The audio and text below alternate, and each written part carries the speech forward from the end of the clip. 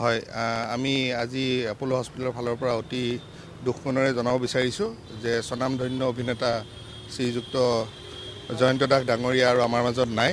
আজি সন্ধিয়া 8:41 তেখেতৰ দেহাৱসান ঘটে আৰু তেখেত অতি গুৰুতৰভাৱে আৰু মানে অসুখীয়া আছিলে। আমাৰ ডক্টৰৰ এটা দলে যৎপূৰ্ণ চেষ্টা কৰিছিল যদিও শেষত আমি তেখেতক আৰু সেই ৰোগৰ পৰা উলিয়াই আনিব নোৱাৰিলোঁ আৰু আজি সন্ধিয়া 8:41 তেখেতৰ স্বৰ্গগামী হয় আৰু পৰিয়ালৰ অনুৰোধ মৰ্মে তেখেতসকলক আমি এতিয়া বাসগৃহলৈ তেখেতক পঠিয়াই দিয়া হৈছে।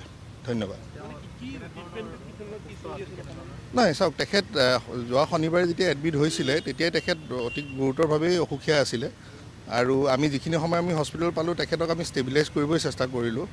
গতিকে বৰ বিশেষ বেমাৰৰ বিষয়ে আমি মানে কৰিবৰ কাৰণে আমি সুবিধা নাপালোঁ। মানে আমি যিখিনি ট্ৰিটমেণ্ট কৰিলোঁ তেখেতক ষ্টেবিলাইজ কৰিবৰ কাৰণে কৰা হ'ল, কাৰণ সেইটো কৰাৰ পিছতহে তেখেতৰ আচল মানে চিকিৎসা আৰম্ভ হ'ল হয়।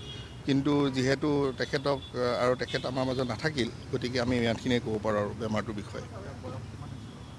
বয়স আমি একজেক্টলি ক'ব নোৱাৰিম, তথাপিও 65-68 বছৰ বয়সমানৰ ভিতৰত আমি যিটো গম পাইছোঁ।